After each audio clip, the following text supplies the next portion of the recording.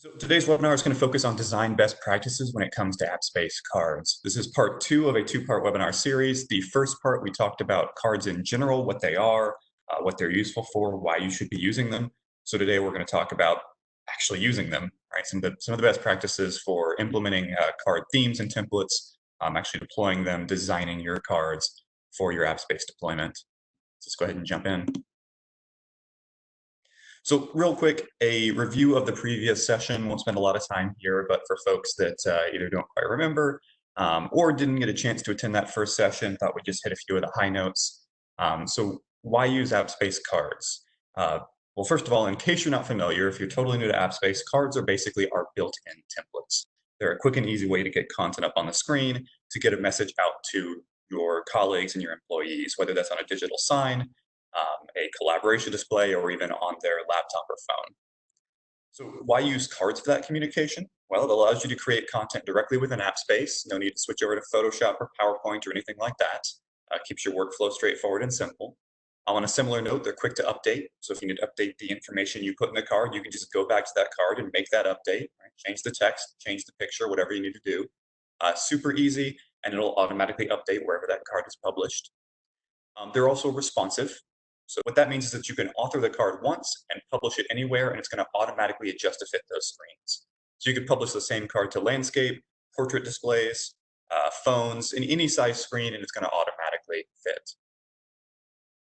The next two are what we're really going to be focusing in on today, which is that cards give you easy-to-use templates and the ability to customize and lock down branding within those templates. So they allow you to essentially not have to reinvent the wheel every time you want to create content, and also keep your content creators kind of on the straight and narrow, right? Creating content that's going to look good, that's going to fit your brand standards. So we'll be talking a lot about that on this session. Last couple of points is that they do let you pull in data from common sources such as RSS, YouTube, Excel, and other spreadsheet documents, weather, things like that. We won't focus as much on those cards on this call, but keep in mind that the same branding tools we're going to be talking about, you can apply to those cards as well. So if you want to customize the RSS card that might be showing news from whatever news outlet you prefer, but customize that to match more your branding, you can certainly do that as well. Lastly, what it really comes down to is cards that make it easy to communicate with your teams no matter where they are. So we'll be focusing on some different best practices for doing just that. So why do you want to communicate with cards? Similar to what I said on the previous slide, they allow you to very easily communicate with your team no matter where they are in a consistent and optimized way. Basically, they allow you to maintain a consistent voice for all that communication. And again, this isn't just about traditional digital signage, though certainly that's a huge use case. You can use these cards for video walls as well, for collaboration displays, so actually within a conference room, maybe on a Cisco room kit, something like that. You can have consistent messaging. In slightly more advanced situations like directories and wayfinding or guest registration, where it's actually interactive, you can still use some of these branding controls, as well as room scheduling, so outside of conference rooms, or even on personal devices. So there are multiple ways you could publish content out to folks on their laptop, on their phone, etc. And using cards, using these templates we're going to be talking about, you can keep that communication consistent across the board. So on that note, why is that card design so important? Well, we've got an example for you here to kind of give you an idea. That having good card design practices make your communication, make the information you're presenting easy to digest and simple for your team to understand. And that's super, super important. If you have a consistent design, like what you see here, this is some of our internal kind of branded cards that we use at Appspace, you're going to make that communication that much more effective. You're going to make it easy to kind of recognize official communication coming from the company or coming from colleagues. It's going to just basically make that experience a lot smoother. Now, one important note on this is you'll notice there is a consistent theme across these cards, but there's still a lot of variation. And that's another important point that we'll touch on. Just because you're branding your themes for your cards doesn't mean that it's going to be a big kind of monolithic communication, right? Every slide, every card is going to look the same. You can still have a lot of variation. You can still give your content producers and your content authors quite a bit of flexibility in terms of how they want to present their content. And give them effective tools to do so, but keep it thematically consistent. That's important because you want that variation to keep people interested. But again, you want that consistency so that they know that this is an official communication, that it's something that should be paid attention to. So a few design considerations before we dig into the platform itself. Just a few that are important to keep in mind when you're building out your themes and then using those themes to produce actual cards. So one, less is more. We touched on this in the last webinar, but this is a very important one. Basically, you should always be considering if you can tell your message in a simpler way. You only have a few moments to convey whatever communication you need to convey, no matter the format, whether it's a digital sign someone's walking past, a collaboration display in a meeting room before someone starts their meeting, or published to an internet page, or shout out via Slack or Teams or something like that. Um, Employees have a lot going on, right? They need to be able to absorb that information quickly and easily. Just on a personal note, both my parents were journalists, so this ties in exactly what they always told me, kind of drilled in it from a young age, the ABCs of journalism, which are accuracy, brevity, and clarity. Right? That's what we should always be striving for with these kind of communications. Another good design consideration is what we were talking about on that previous slide, which is unity, right? A consistency of elements across your communication. So color, typography, hierarchy, tone, etc. Often thought of as brand guidelines, style guides, things like that. It's important to bring that to your digital communication via Appspace as well, because it makes those messages easier to digest.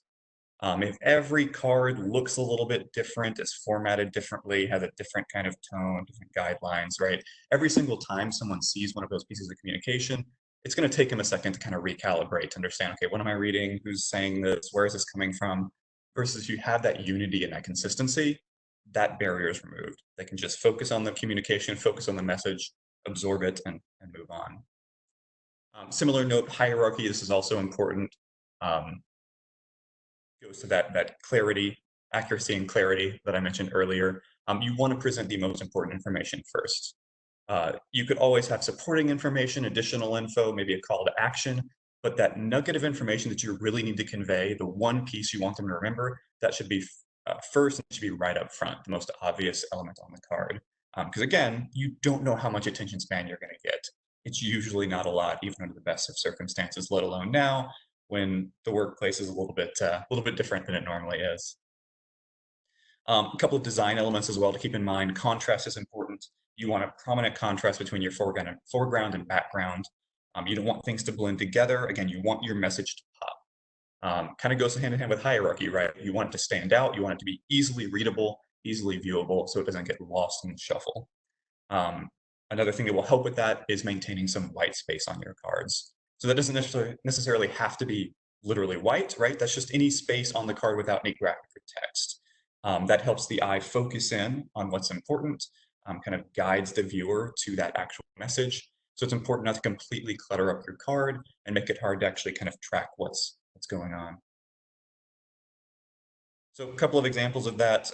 These are pretty exaggerated, but I think they're good to illustrate those principles. So for example, on the left, you've got nice white space, you've got contrast, you've got simplicity, right? Your message is right there front and center, versus on the right, where it's obviously a bit more cluttered. There actually aren't that many elements on that card. You've got your text, you've got a background, but that lack of contrast, that lack of white space, no matter how pretty that picture is of my city, Dallas, right? It's just, it dilutes the message. Similarly, with these two examples on the left, you've got a pretty straightforward card. You've got that 150 million number right there front and center. That's what's going to draw the attention in. People will probably think to themselves, okay, what is this 150 million, right? And they can read the rest of the information. It's kind of a natural progression. And they've got the chart right there as well. Versus at the right, where you've got the chart still, but you've got a lot more going on, and great, we want to celebrate those survey scores. We got the handshake, we got the exclamation mark, but it's just so much more cluttered. It's really hard to hone in on what's important. Honestly, the rest of it just detracts, becomes a little bit of an annoyance when you're really trying to dig into the pertinent data there. So we're about to jump into the platform itself, but to kind of preview what we're going to be looking at, we're going to be building out card themes. So if you're on the last webinar, we talked about creating a card, right? Using some of Appspace's built-in templates to get your message out there. Now we're going to talk about taking those card themes, those built-in themes, and making them your own. So you've got quite a few tools to do that. For example, you can lock in branding, make it so that any of these changes you make are completely locked in. If you upload a custom company font, things like that, right? Your day-to-day users can't change that. You can use these themes to create consistency. So again, it doesn't have to be the same theme for every single message, but you can create multiple themes that have a consistent look and feel. We will touch on uploading custom fonts because that's a big item that gets brought up a lot on any training or demo call that I do. So we'll definitely go over that. You can use your own custom company font or fonts. We'll talk about disabling editing and assigning permissions so that users can only edit the aspects of the card you want them to edit, and they can only use the card templates you want them to use. And lastly, all of this is really about creating communication pathways. So not just having a consistent way to communicate, but maybe even using the formatting of the communication itself, using these card themes as part of your message.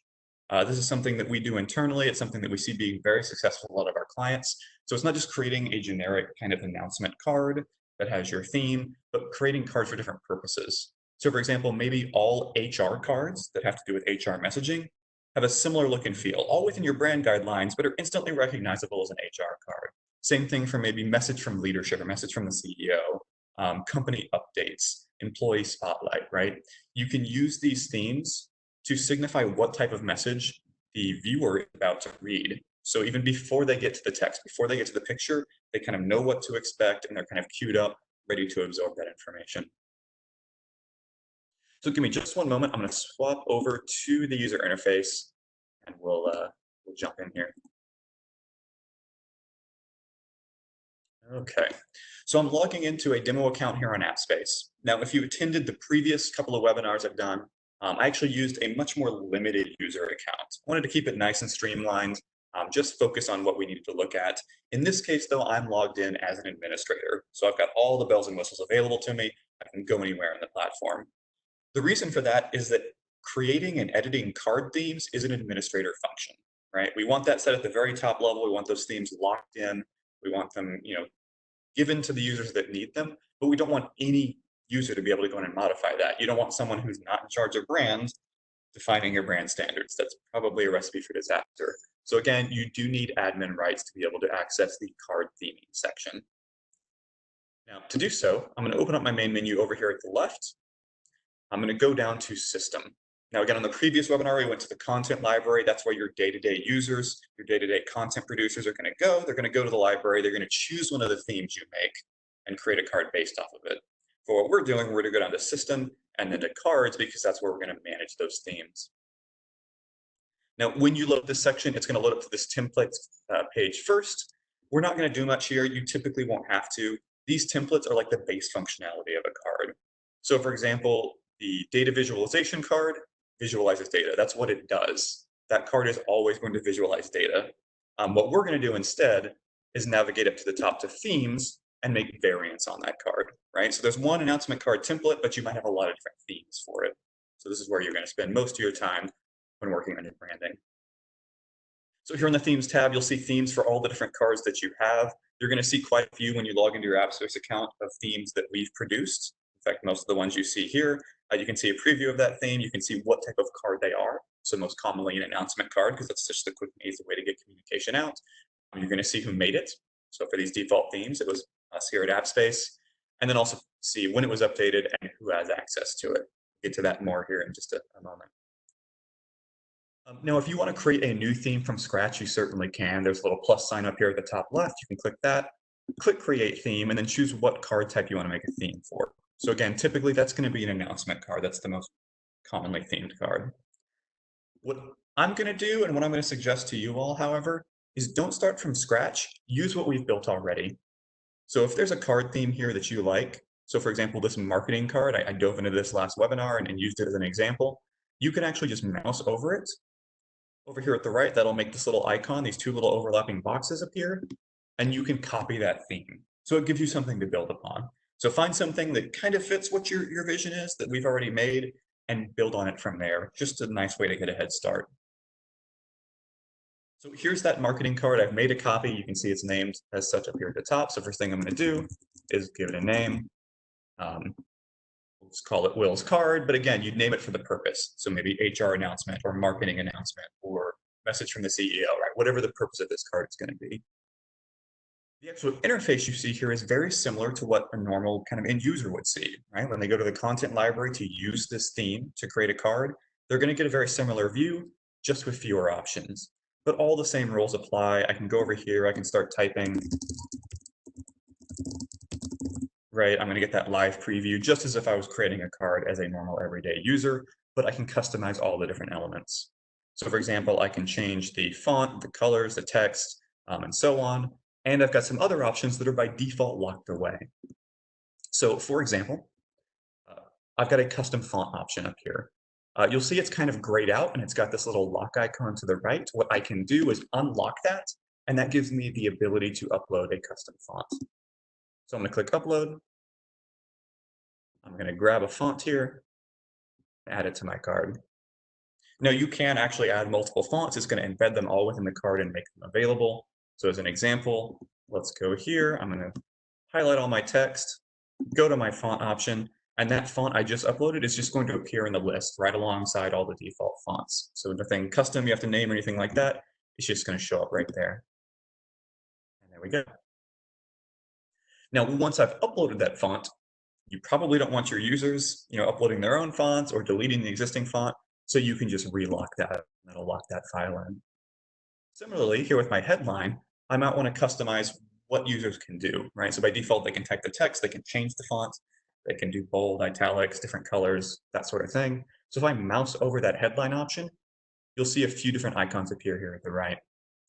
One is the lock. It works just like that lock up here for the font option. It will lock that field in, lock that setting in exactly as is. So I probably don't want to do that for my headline, but I might do it for my topic. So maybe I want this card to be a marketing card. It's always going to say marketing just like that size, that color, that font. I'm just going to lock that entire field so that that can never be touched. My headline, though, I do want my users to be able to update because, of course, they want to get their message across. So for that, I'll click this other little icon, it's a little gear icon, and it'll give me a couple of options. So for example, I can lock the styling options. So that'll lock in that font setting, it'll lock in the colors, the size, etc., but still let them type. You can also force uppercase if you want all caps, kind of like that marketing option. But for now, I'll just lock the styling option. Now, there are a few other settings that are worth taking a peek at. So if we scroll down, these are more transitions and things like that. So you can see text transition. For example, maybe we want a typewriter effect for that text. It'll actually preview it for you. Or just leaving on the standard transition where it flies in from the side. Same thing with layout transition, whether it's just going to pop in or whether it's set to auto and the elements will kind of slide in as well. This particular card has 3 images, kind of stock photographs already uploaded to show that it basically has a slideshow to the right. I could replace those, or I could even lock them in so it's always those pictures, but I'm just going to leave it as is because, again, I want to prompt the user to drop their own photos into the card. There are some other settings, like for example, a logo. Right now it is empty, but I'm going to go ahead and add a quick logo just to show you what that looks like. So I've got one here. So I can add that logo and then maybe drag it where I want it to go. Let's say over the images. Background color or media as well. Again, you can leave this up to the user or lock it down. In fact, I'm going to go ahead and lock the logo down. I'll lock the background color as well, but not before I give it a quick change. We'll make it a slightly lighter shade of blue. Or if you've got all your brand guidelines, you can just drop that color hex code right in there and match your guidelines exactly. So we'll lock that as well. Note you can also use an image or even a video for the background too. There are also some advanced options you can set and lock or unlock. So for example, I've got the ability to kind of change the margins here, right? Set the distance between text and graphic. I could also drag around my logo, but I might want to lock those as well. So I'll lock all of those options here under the advanced options and then click that little lock icon. So again, my users can't change that. And now I can't adjust that margin. So basically, you can set all of those different elements. You can lock what you need to lock, leave unlock what you need to lock. Once you're done, click save, and it'll add that theme to your theme library. Again, you do get a live preview. You can view what it's going to look like in landscape or portrait, because again, it automatically adjusts. No need to make a separate theme for landscape or portrait. Both will work. So I'll click save, and it's going to show up here in my list after just a moment. There's one more thing I do want to show you here when you're managing your themes, and then we're going to jump to some questions if any have come through. So we'll go back to my theme list, give that new theme just a moment to pop up. There it is. So there's Will's card. I get that little preview. See what type it is, again, when it was last updated. Now, what I want to point out are some of the permissions here. So not only can you lock those elements within the card, but you can pick and choose who can actually use that theme. So right now, my permission is set to everyone. So everyone on my account, every single user, when they go to add a card, they're going to see Will's card as an option. I might want to change that though, right? If it's an HR specific card for HR messaging about benefits or new employees or whatever, I might want to limit it to just those folks. Obviously, if it's a message from the CEO card, not everyone should be posting that, right? So again, you can limit it. All you have to do is click where it says everyone under the permissions tab and start typing a user or user group's name. In this case, I'll give the Appspace marketing team access to my theme. So now when anyone in that user group, the Appspace marketing group, goes to add a card, they're going to see my theme. No one else will.